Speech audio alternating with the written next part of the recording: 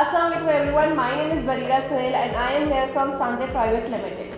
So आज हम लोग स्टार्ट करने वाले हैं अपना एक टॉपिक जिसका नाम है मिलास्मा। मिलास्मा जो है वो पाकिस्तान में अक्सर जो है अब देखा जा रहा है। तो अब इसके कॉजेज़ क्या हैं, इसकी प्रेवलेंस क्या है और इसका हम बेटर ट्रीटमेंट क्या कर सकते हैं, इस सब के लिए हमारे पास आज डॉक्टर आमना सरवर मौजूद हैं। अस्सलाम वालेकुम डॉक्टर। वालेकुम अस्सलाम। कैसी हैं आप? मैं ठीक हूँ, अल्लाह का शुक्र। तो डॉक्टर आमना से हम लोग सबसे पहले पूछते हैं कि इनके पास जो कि पेशेंट्स आ रहे होते हैं मिलास्मा के लिए, तो वो तकरीबन क्या उनका एवरेज है कि किस हिसाब से पेशेंट्स आ रहे होते हैं? अच्छा, जैसे कि प्रेवलेंस की बात है, मैं आपको अपनी ओपीडी की आपको स्टैट्स शेयर करना चाहूँगी। अगर मैं इसमें बात करूं कि अगर मेरे 10 पेशेंट्स आते हैं तो उसमें से 5 पेशेंट मिलाज्मा के होते हैं and most of them are females and males की निस्बत फ़ीमेल में हमें इसकी प्रेवलेंस ज़्यादा मिल रही है। And according to the statics जो कि हमारे पाकिस्तान में ओवरऑल स्टैटिक्स की अगर हम बात करें तो भी उसकी कैलकुलेशन में 40 से 50% पेशेंट जो हैं वो मिलाज्मा के साथ प्रेजेंट करते हैं। ठीक है, तो आप कोई एज फैक्टर बताना चाहेंगे कि क्या एज हो रही होती है जिसमें मिलाज्मा जो एग्जैजुरेट कर रहा होता है?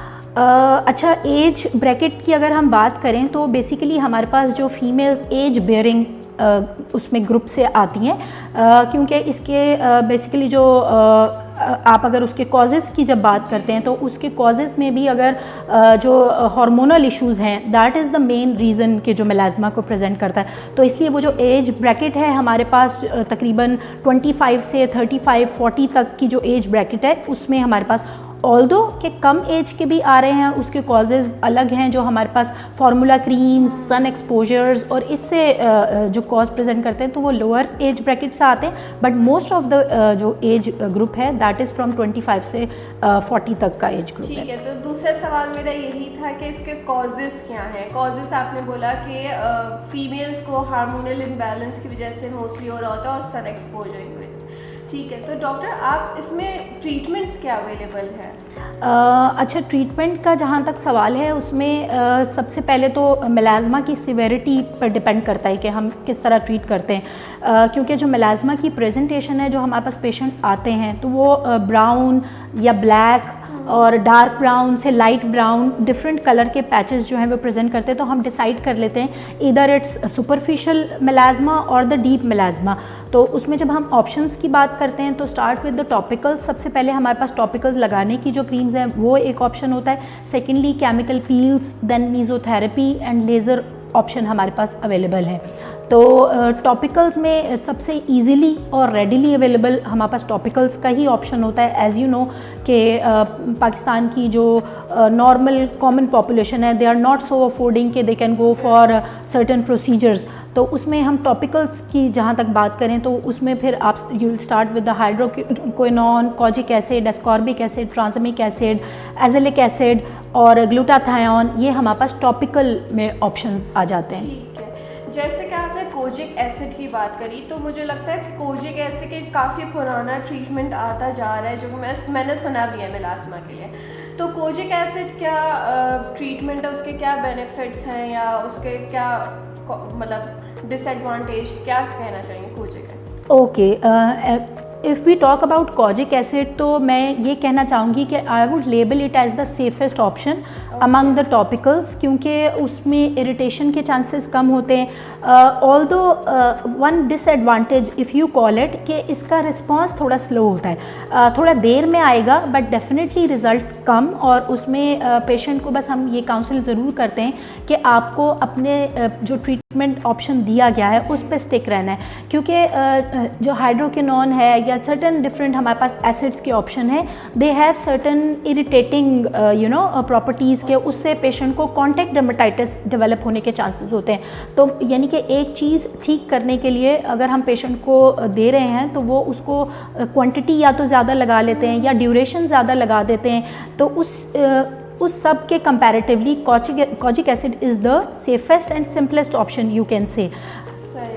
तो मतलब कोजिक एसिड एक स्लो प्रोसीजर है, बट डेफिनेटली ये लॉन्ग टर्म के लिए एक अच्छा ट्रीटमेंट साबित हो रहा है, राइट? जी बिल्कुल, आप सही कह रही हैं, क्योंकि हमारे यहाँ बहुत सारे लोग ऐसे भी होते हैं कि जो वन टाइम ओपीडी में आते हैं और फिर ये है कि वो 2-2 3-3 महीने के लिए मतलब वो नहीं आते हैं, वो गायब हो जाते हैं। They try to use that thing, वो खुद ही से जितना लंबा अरसा वो यूज़ करना चाहें, तो उस लिहाज से kojic acid is the safest option. But one thing I would like to add कि अगर आप कोई भी टॉपिकल मोडालिटी यूज़ करें, if you are not protecting it from the sun with the sun block, तो आपका उस ट्रीटमेंट का कोई फ़ायदा नहीं है।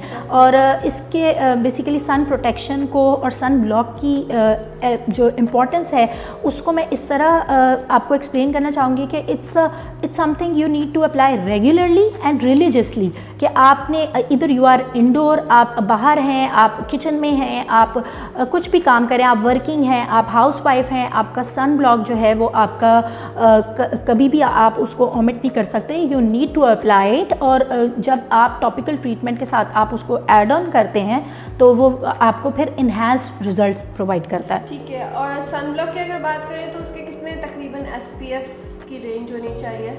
अच्छा, SPF की जहाँ तक बात है तो तकरीबन जो है 30+ तक का इज़ फाइन कि आप उससे अब आप यूज़ कर सकते हैं, उससे below is want work that much.